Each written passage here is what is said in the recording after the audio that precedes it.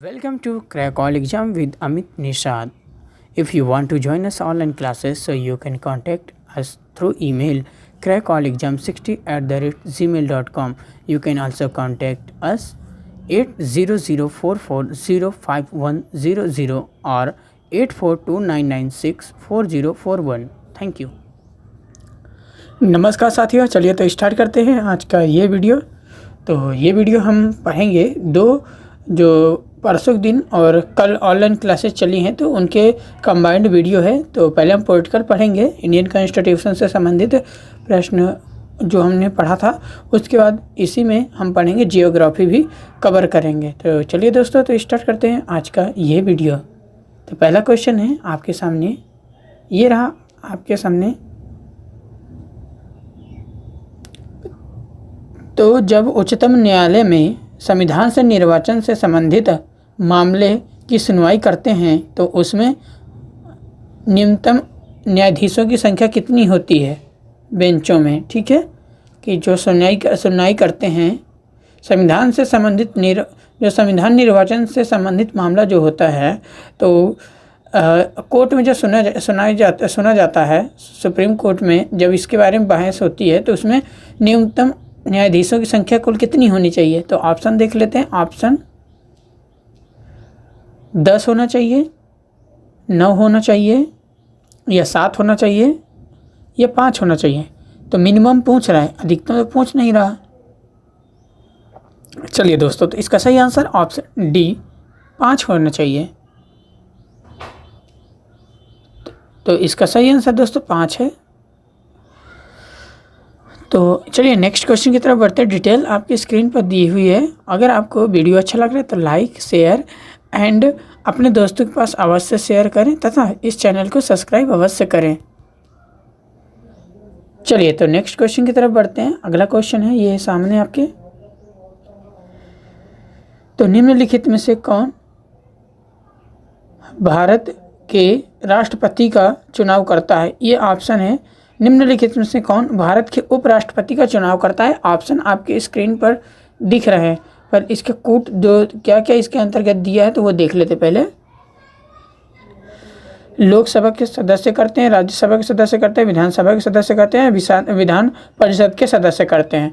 तो ये कूट दिया है, इनमें से कौन सा कूट सही है। ऑप्शन देख लो, केवल 1 और 2 सही है। ऑप्शन बी, या तो केवल 1 और 3 सही है, या ऑप्शन सी 1 2 3 तीनों सही है, या ऑप्शन 4 1 2 3 4 सब सही हैं। तो बताइए दोस्तों, तो इसका सही आंसर होगा ऑप्शन ए। ठीक है दोस्तों, तो केवल 1 और 2 इसका सही आंसर है।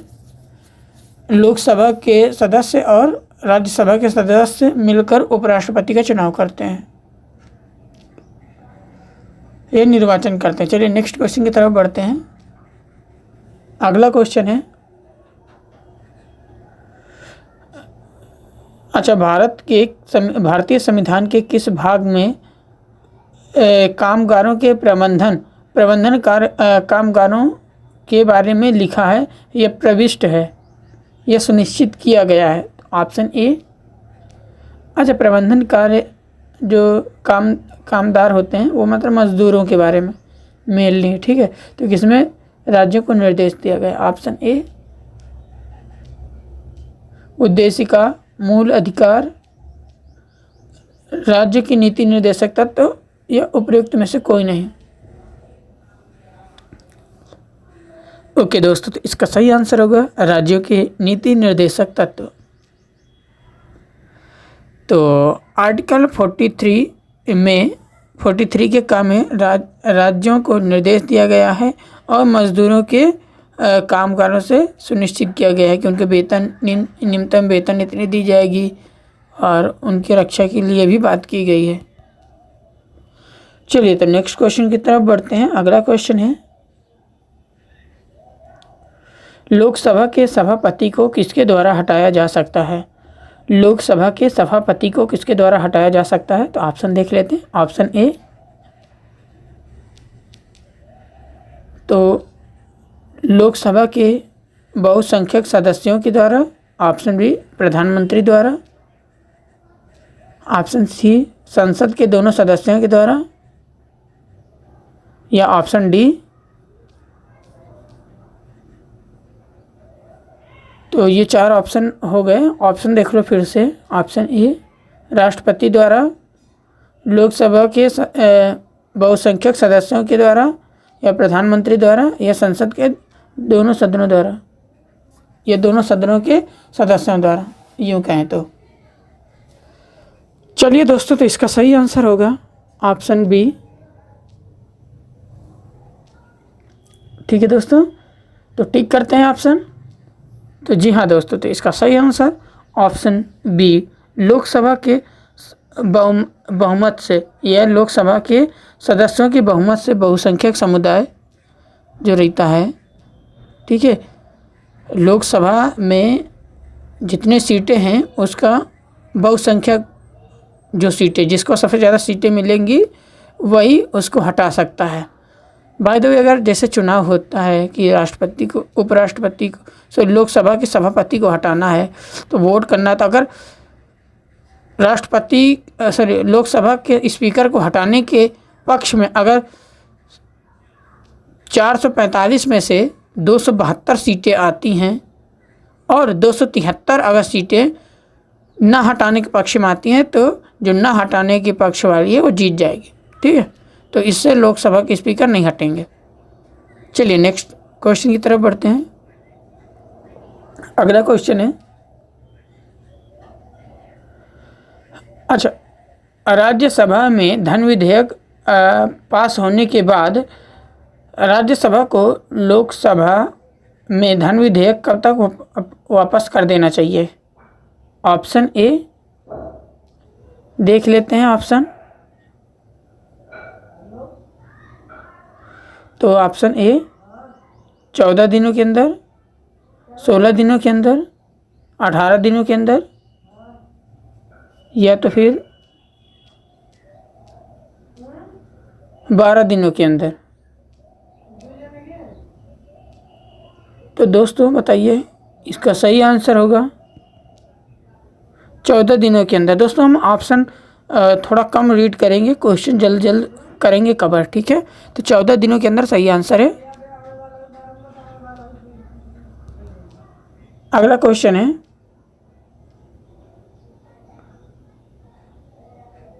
अच्छा, राष्ट्रपति के पूर्व निर्वाचन के योग्यता कौन सा अनुच्छेद भारतीय संविधान का निर्धारित करता है?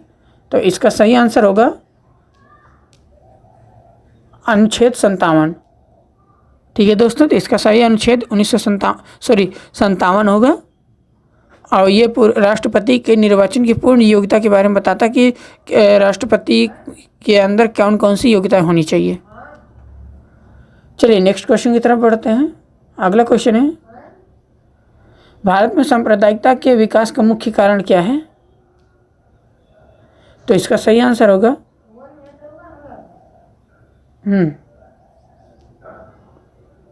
चलिए,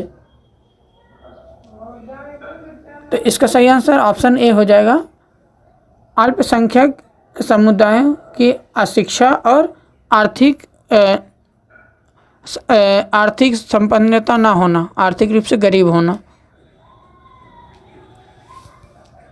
चलिए अगले क्वेश्चन की तरफ बढ़ते हैं।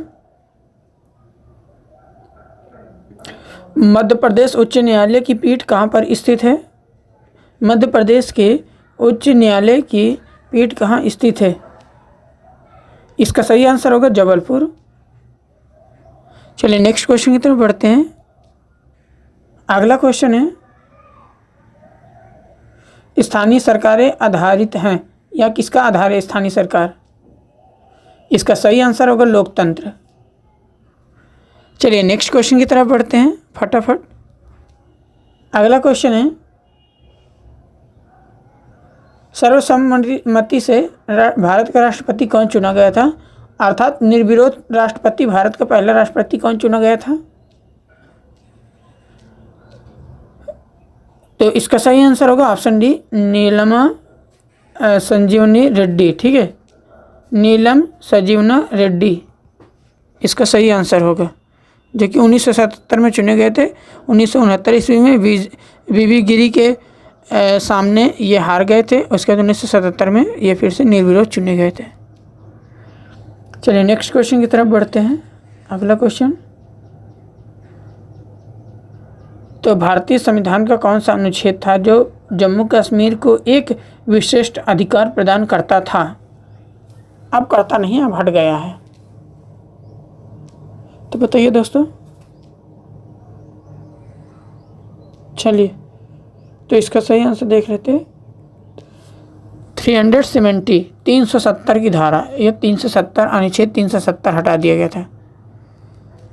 तो दोस्तों अगर समझ में आ रहा है तो अपना कमेंट में मैसेज अवश्य दीजिए और अपने रिव्यू दीजिए कि कैसा वीडियो है और समझ में आ रहा है कि नहीं। चलो नेक्स्ट क्वेश्चन की तरफ बढ़ते हैं फटाफट। अगला क्वेश्चन है, पुस्तक रिपब्लिक किसने लिखी थी? तो इसका आंसर देखते हैं। पुस्तक रिपब्लिक के लेखक प्लेटो इसका सही आंसर है। तो प्लेटो ने द रिपब्लिक पुस्तक लिखी थी जो पॉलिटिकल से संबंधित है। अगला क्वेश्चन है, संघ लोक सेवा आयोग के सदस्यों तथा अध्यक्षों की नियुक्ति कौन करता है? तो इसका सही आंसर होगा भारत के राष्ट्रपति के द्वारा। चलिए नेक्स्ट क्वेश्चन की तरफ बढ़ते हैं। अगला क्वेश्चन है, अच्छा भारतीय संविधान की कौन सी अनुसूची है जो भारतीय संविधान की कौन सी अनुसूची है जो राज्यों की सीटों की बंटवारा करता है? ये बंटवारा करती है। तो आंसर देख लेते हैं। तो चौथी अनुसूची इसका सही आंसर होगा। चलिए दोस्तों, तो अगले क्वेश्चन की तरफ बढ़ते हैं। केंद्र राज्यों के संबंधों का सुझाव निम्नलिखित में से किसने दिया था? केंद्र और राज्यों के बीच जो रिलेशन होता है, इसका सुझाव किसने दिया था? इसका सही आंसर होगा सहकारिता आयोग। ठीक, सरकारिया आयोग ने दिया था, सहकारिता आयोग। चलिए नेक्स्ट क्वेश्चन की तरफ बढ़ते हैं।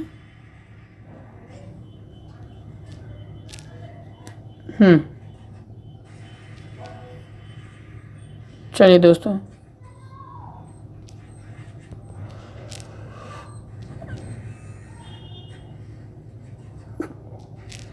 अगला क्वेश्चन है आपके सामने, निम्नलिखित में से कौन भारतीय संविधान की विशेषता नहीं है? इसका सही आंसर देखते हैं। भारतीय संविधान की कौन विशेषता नहीं है? देखो, सरकार का संसदीय रूप ये है, न्यायपालिका की स्वतंत्रता ये भी है, और सरकार का अध्यक्षात्मक रूप ये भी, ये संघीय सरकार। तो इन ऑप्शनों में देखें तो सरकार की जो अध्यक्षता रूप ये गलत है, तो सरकार का अध्यक्षात्मक रूप ये गलत आंसर है, और बाकी तीनों विशेषताएं संविधान की हैं। अगला क्वेश्चन है, आज किस संविधान संशोधन के तहत भारतीय संविधान में जो संपत्ति का अधिकार दिया था मौलिक अधिकार के अंतर्गत, उसको हटा दिया गया था? तो इसका सही आंसर होगा 44वां संविधान संशोधन। ठीक है, तो इसका सही आंसर होगा 44वां संविधान संशोधन। अगला क्वेश्चन है,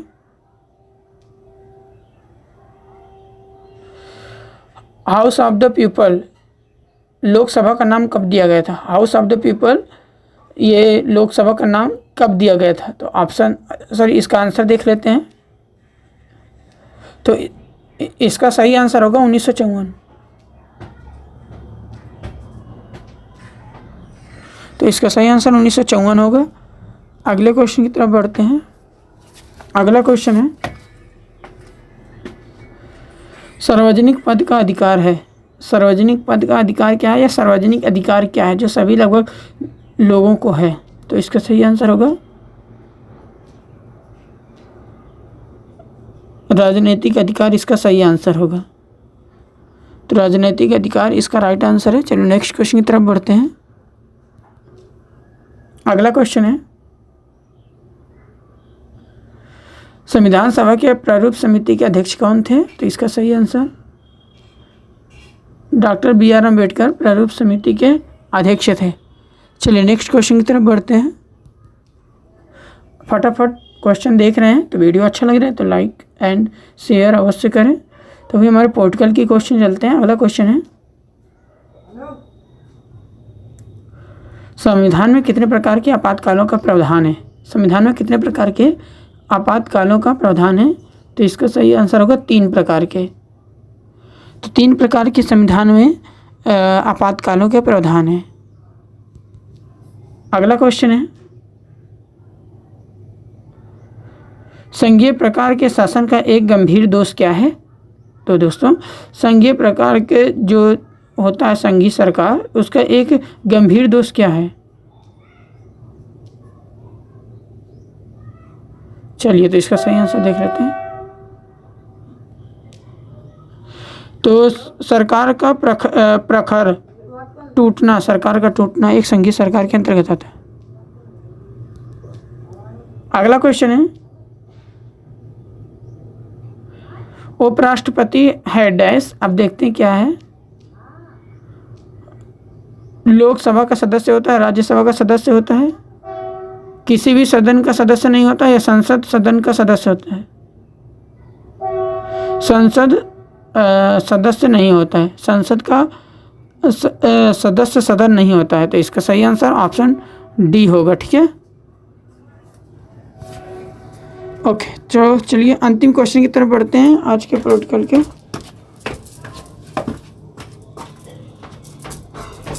तो संघीय प्रणाली कहाँ से ली है? भारतीय संविधान में कहाँ से लिया गया है?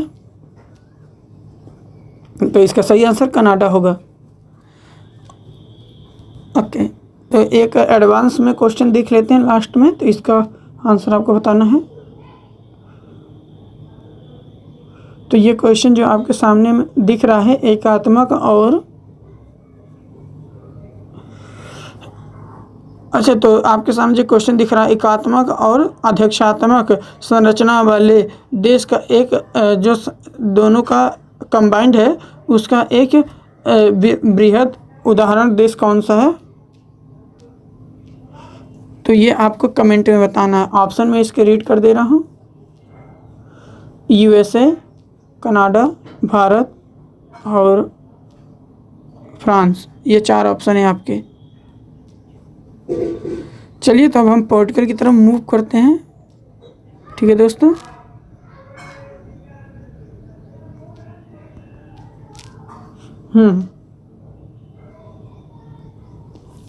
तो भूगोल के क्वेश्चन है। पहला क्वेश्चन है,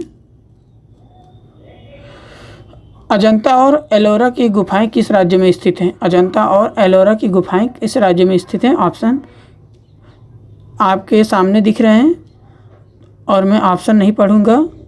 इसका सही आंसर होगा महाराष्ट्र। ठीक है दोस्तों, तो महाराष्ट्र इसका सही आंसर है। महाराष्ट्र में अजंता और एलोरा की गुफाएं, इसमें महात्मा बुद्ध के बाल जीवन का वर्णन है, गुफाओं में चित्रण है। ठीक है, अगला क्वेश्चन है, बांदीपुर वन्य जीव अभयारण्य ये किस राज्य में है? बांदीपुर वन्य राज्य जीव अभयारण्य। ठीक है, बांदीपुर वन्य जीव अभयारण्य किस राज्य में है? तो इसका सही आंसर होगा, तो इसका सही आंसर हम देख लेते हैं, केरल। ठीक है दोस्तों, सॉरी इसका सही आंसर कर्नाटक होगा। ठीक है दोस्तों, कर्नाटक इसका सही आंसर है, ऑप्शन नंबर बी। ठीक है, और इसकी स्थापना 1973 ईस्वी में हुई थी। और जिम कॉर्बेट नेशनल पार्क की स्थापना 1935 में हुई थी। पर दोस्तों बताना है आपको कि जिम कॉर्बेट नेशनल पार्क कहाँ पर स्थित है। ठीक है, चलो नेक्स्ट क्वेश्चन की तरफ बढ़ते हैं।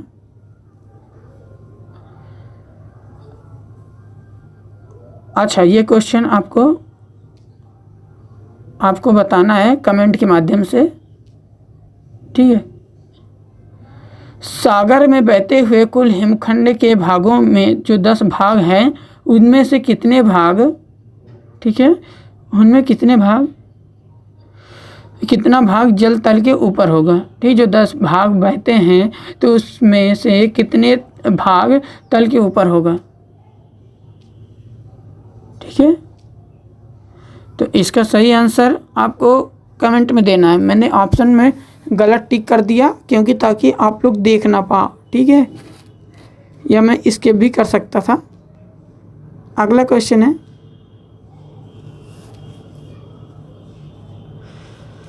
अधिकरण अधिकतिका के उत्तर में कौन सा अधिकतिका है? दिक्कन अधिकतिका है, तो इसका सही आंसर होगा छोटा नागपुर अधिकतिका। ठीक है, छोटा नागपुर अधिकतिका इसका सही आंसर होगा। अगला क्वेश्चन है,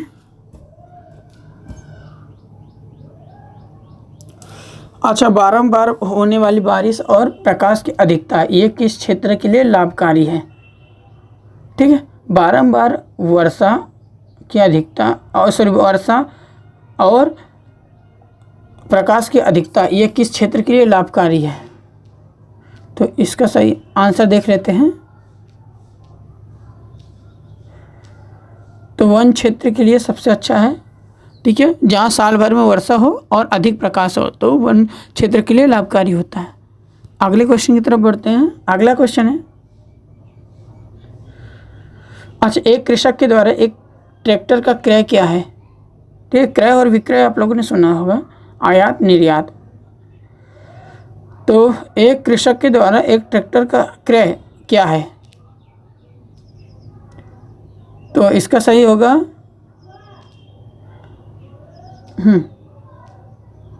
नियत निवेश, इसका सही आंसर होगा नियत निवेश, इसका राइट आंसर होगा। इसे क्रय नहीं कहेंगे, नियत निवेश कहेंगे। ठीक है, अगला क्वेश्चन है, हिमालय के स्थान पर कौन सा सागर विद्यमान था? प्राचीन काल में हिमालय नहीं था, हिमालय की जगह पे एक महासागर था, तो उसका नाम बताने कौन सा था? ऑप्शन देख लो। ऑप्शन है, सॉरी ऑप्शन में नहीं बताऊंगा, अच्छा बता दे रहा हूँ। लाल सागर, अरब सागर, तेथिस सागर, मृत सागर। तो इसका सही आंसर होगा तेथिस सागर। ठीक है, तेथिस सागर इसका राइट आंसर होगा। चलो नेक्स्ट क्वेश्चन की तरफ बढ़ते हैं फटाफट। ओके दोस्तों, तो अगला क्वेश्चन है, कौन सा ग्रह हरे प्रकाश को उत्सर्जित करता है? ठीक है दोस्तों, तो कौन सा प्रकाश है जो हरे प्रकाश को उत्सर्जित करता है? तो इसका सही आंसर होगा यूरेनियस। ठीक है, यूरेनियस इसका राइट आंसर होगा। 1 मिनट दोस्तों रुकिए।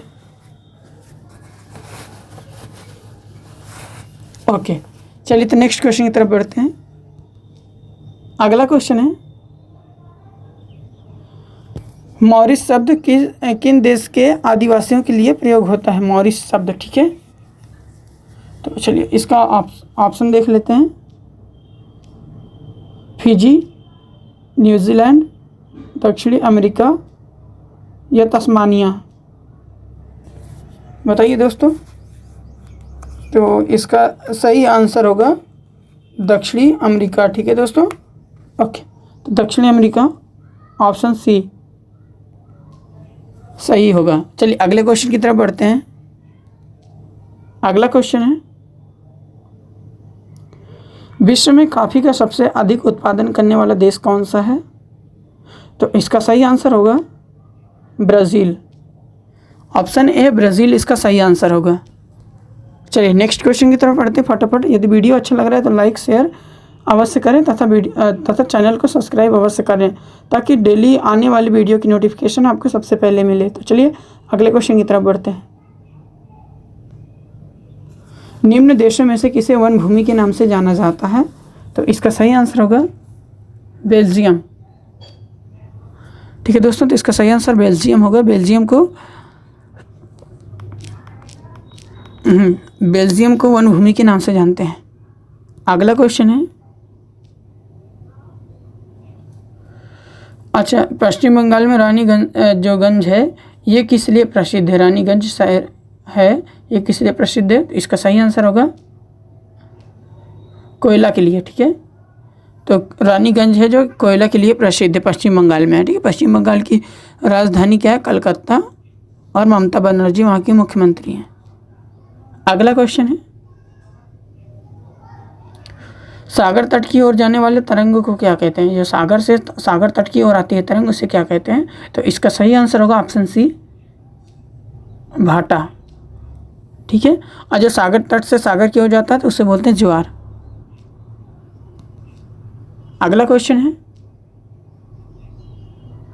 प्रवाल द्वीप निम्नलिखित में से क्या होते हैं? इनमें से क्या होते हैं प्रवाल द्वीप? देखो इसका सही आंसर क्या होगा। ठीक है, हाँ, तो इसका सही होगा अंतःस्थलीय समुद्र, ऑप्शन डी, अंतःस्थलीय समुद्र इसका सही आंसर होगा। चलिए नेक्स्ट क्वेश्चन की तरफ बढ़ते हैं। अगला क्वेश्चन, अच्छा, भारत का कौन सा राज्य है जिसका जनसंख्या घनत्व प्रति किलोमीटर में अधिक है? तो इसका सही आंसर होगा बिहार। ठीक है, बिहार की राजधानी क्या है? पटना, और यहाँ के मुख्यमंत्री कौन है ये आपको कमेंट में बताना है। चलिए दोस्तों, तो सेट 2 ओपन करते हैं इसका।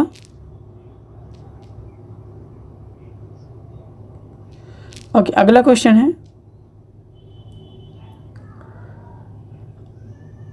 अच्छा, भारत की कौन सी जनजाति है जिसके नाम पर सबसे प्राचीनतम समुद्र का नाम रखा गया है? तो इसका सही आंसर होगा गोंड जनजाति। ठीक है, और गोंड जनजाति के नाम से गोंडवाना लैंड रखा गया है जो अटलांटिक महासागर में है। ठीक है, अगला क्वेश्चन है, क्वेश्चन है, अच्छा, किस अवधि में संपूर्ण भारत दक्षिण पश्चिमी मानसून के प्रभाव में आ जाता है? तो इसका सही आंसर होगा 20 से 30 जून। ठीक है, 20 से 30 जून के बीच में संपूर्ण भारत दक्षिण पश्चिम मानसून के संपर्क में आ जाता है। चलो नेक्स्ट क्वेश्चन की तरफ बढ़ते हैं। अगला क्वेश्चन है, निम्नलिखित में से किसे भोर का तारा कहा जाता है? निम्नलिखित में से किसे भोर का तारा कहा जाता है? तो चलो ऑप्शन देख लेते, इसका आंसर देख लेते हैं, इजी क्वेश्चन है। तो इसका सही आंसर होगा शुक्र, जिसे पृथ्वी की जुड़वा बहन के नाम से भी जाना जाता है। ठीक है, चलिए नेक्स्ट क्वेश्चन की तरफ बढ़ते हैं। अगला क्वेश्चन है, अच्छा, इसे सांझ का तारा भी कहा जाता है। ठीक है, तो अगला क्वेश्चन है, ये रहा आपके सामने, पृथ्वी द्वारा सौर ऊर्जा प्राप्त करने की विधि का क्या नाम है? पृथ्वी द्वारा सौर ऊर्जा प्राप्त करने के लिए कौन सी विधि का प्रयोग होता है पृथ्वी में? तो इसका सही आंसर होगा विकिरण। ठीक है दोस्तों, तो इसका सही आंसर होगा विकिरण। तो विकिरण इसका राइट आंसर होगा। चलिए नेक्स्ट क्वेश्चन की तरफ बढ़ते हैं। अगला क्वेश्चन है, अच्छा, भारत में सबसे अधिक प्रयोग किए जाने वाले अन्न का नाम बताओ जो सबसे अधिक खाया जाता है या उपभोग किया जाता है। और दोस्तों ये लगभग सभी के घर में बनता ही बनता, भले 2-3 दिन में बने पर लगभग, और कुछ क्षेत्रों में है तो ये खाया ही खाया जाता है। तो इसका सही आंसर मेरे मुंह से निकल रहा है चावल। ठीक है दोस्तों, तो चावल सही आंसर है इसका। अगला क्वेश्चन है, ये रहा आपकी स्क्रीन पर। हाँ, तो वायुमंडल के उस परत का नाम बताओ जिसमें मौसम की सभी परिघटनाएं होती हैं। वायुमंडल का वह कौन सा परत है जिसके मंडल पर सबसे अधिक क्या होता है दोस्तों? तो मौसम के सभी परिघटनाएं होती हैं। तो इसका सही आंसर होगा क्षोभ मंडल। ठीक है दोस्तों, तो ऑप्शन ए क्षोभ मंडल सही होगा। चलिए नेक्स्ट क्वेश्चन की तरफ बढ़ते हैं। अगला क्वेश्चन है, अच्छा, भारत में सबसे बड़ा कृषि प्रयोगी फार्म कहाँ स्थित है? कृषि प्रयोगी फार्म, तो इसका सही आंसर होगा सूरतगढ़। ठीक है, तो सूरतगढ़ इसका सही आंसर होगा। चलो नेक्स्ट क्वेश्चन की तरफ बढ़ते हैं। तो अंतिम के 2-3 क्वेश्चन और देखते हैं दोस्तों। कैसा लग रहा है वीडियो? उम्मीद एंड विश्वास कि बहुत ही अच्छा लग रहा होगा। तो दोस्तों व्यूज़ नहीं आ रहे हैं ज़्यादा, दोस्तों अपने दोस्तों के पास शेयर करो इसको, ठीक है। और जल्दी ही हमारे 350 सब्सक्राइबर कंप्लीट कराइए आप। चलिए, तो निम्नलिखित में से किस क्षेत्र से भूमध्य रेखा गुजरती है? तो इसका सही आंसर होगा अफ्रीका। तो जल्दी और कम समय में अच्छा कंटेंट पाने के लिए हम ऑप्शन को स्किप करते हैं और जल्दी हमने फटाफट लगभग 48 क्वेश्चन कवर कर लिया। अगला क्वेश्चन है, कोचीन रिफाइनरी निम्नलिखित में से किसके अंतर्गत आती है? तो इसका सही आंसर होगा पब्लिक सेक्टर के अंतर्गत आती है, ठीक है। पब्लिक सेक्टर या सार्वजनिक क्षेत्र के अंतर्गत आती है कोचीन रिफाइनरी फैक्ट्री। अगला क्वेश्चन और अंतिम क्वेश्चन है आज का, निम्नलिखित में से कौन सी गैस ग्रीन हाउस गैस है? तो इसका सही आंसर होगा CO2 कार्बन डाइऑक्साइड। ओके दोस्तों, तो उम्मीद है कि ये वीडियो अच्छा लग रहा होगा और अच्छा लगा ही होगा और ये क्वेश्चन आज यहीं तक है। तो मिलते हैं अगले वीडियो में, जब तक के लिए जय हिंद।